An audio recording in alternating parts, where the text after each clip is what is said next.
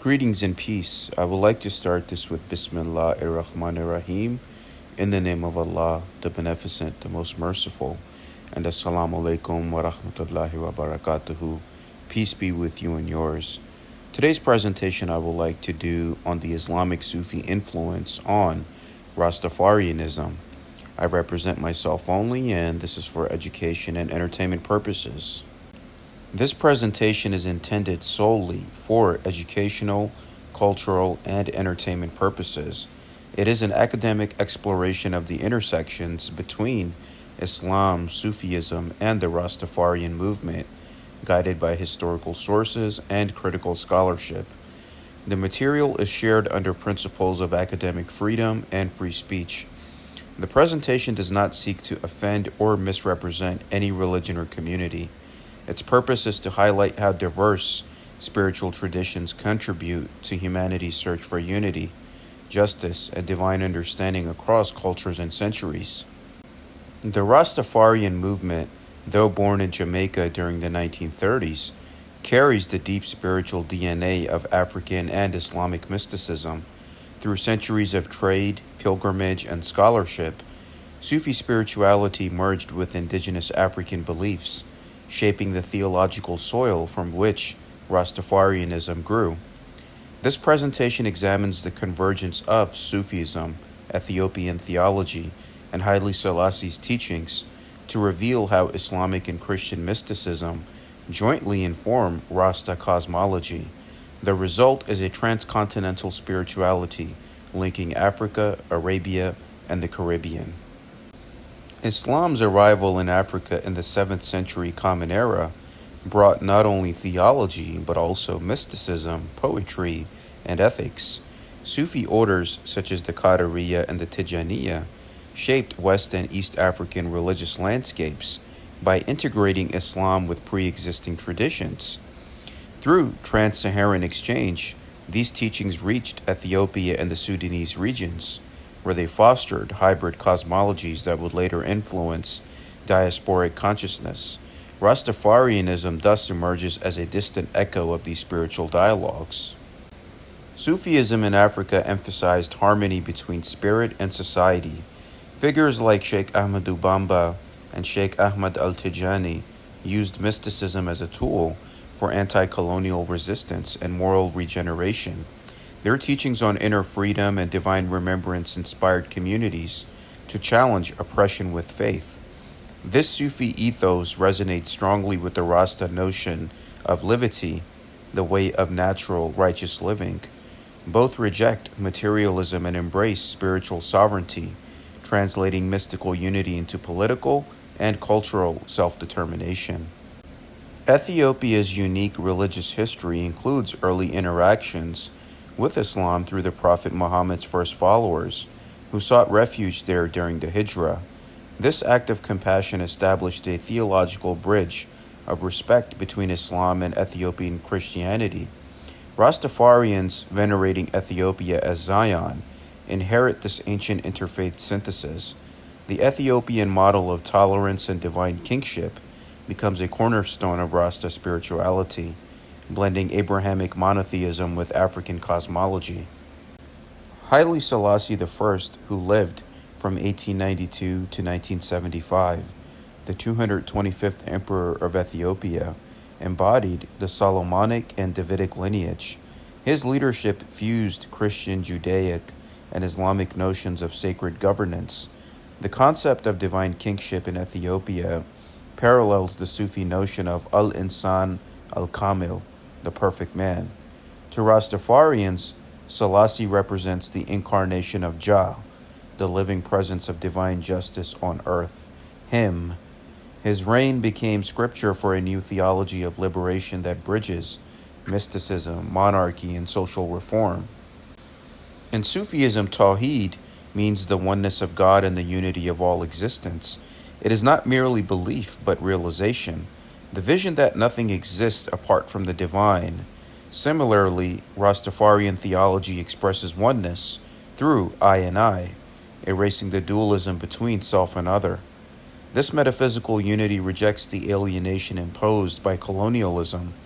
Both traditions assert that divine consciousness is humanity's natural state, achievable through love, remembrance, and community.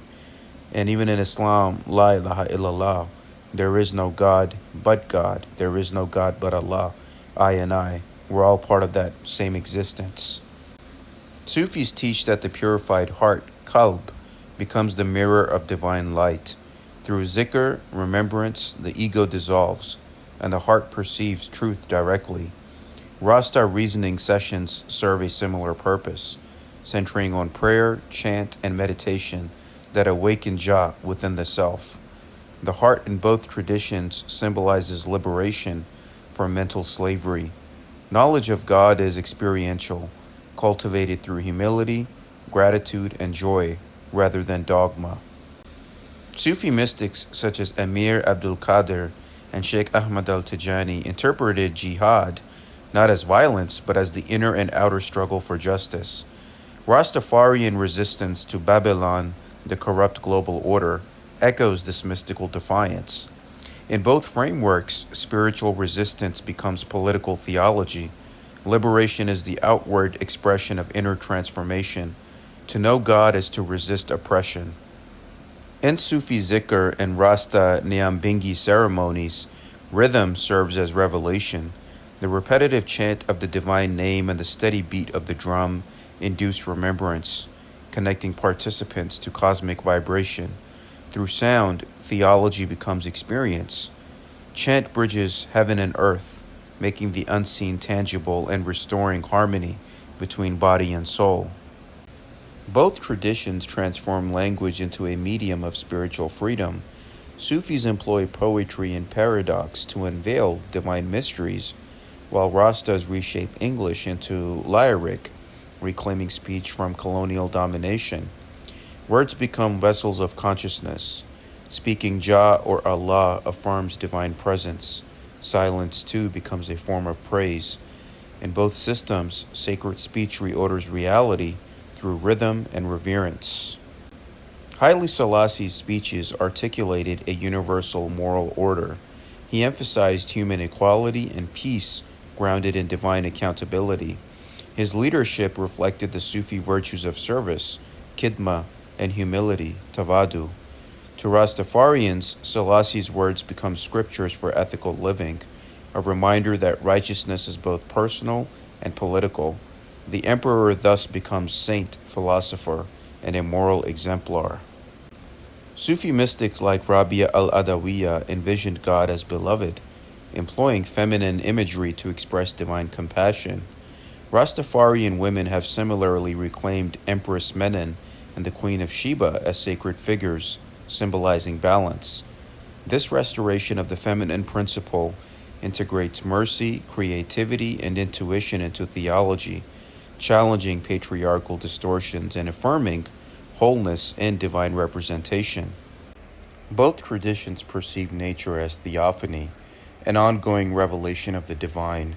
The Quran presents creation as ayat, signs, while Rastafarian idol living sanctifies ecological harmony. Environmental care becomes spiritual duty. By respecting creation, humanity honors the Creator, transforming ecology into a form of worship and resistance to industrial exploitation. While parallels between Sufism and Rastafarianism are compelling, doctrinal differences remain. Sufism operates within Islam's monotheistic orthodoxy, whereas Rastafarianism reinterprets Christianity through Afrocentric consciousness. Critics argue that Selassie's divinization challenges both Christian and Islamic theology, yet this creative tension testifies to the dynamism of diasporic spirituality, where faith is lived rather than fixed. Ethiopia's position as an African spiritual axis influenced both Muslim and Christian civilizations. Its Solomonic heritage fused with Islamic mysticism to craft a Pan-African vision of divine order. Rastafarian Pan-Africanism inherits this synthesis, seeing Africa not as exile but as the heart of revelation. The union of Sufi and Rasta ideals reaffirms Africa's role as guardian of spiritual unity.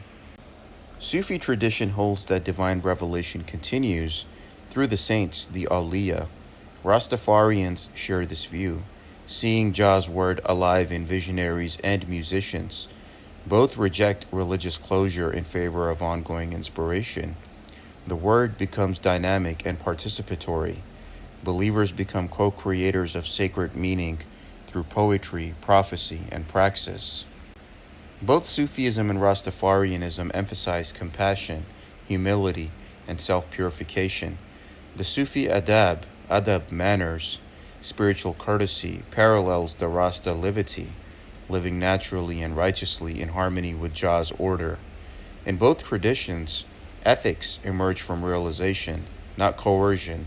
Authority lies in character, not hierarchy, and justice begins with inner balance.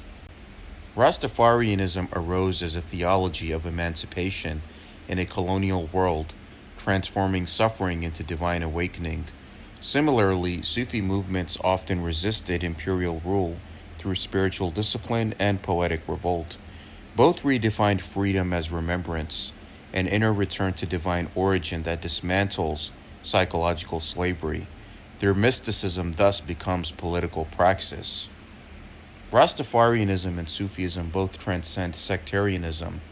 Each recognizes divine truth in multiple paths, promoting interfaith solidarity through love and justice.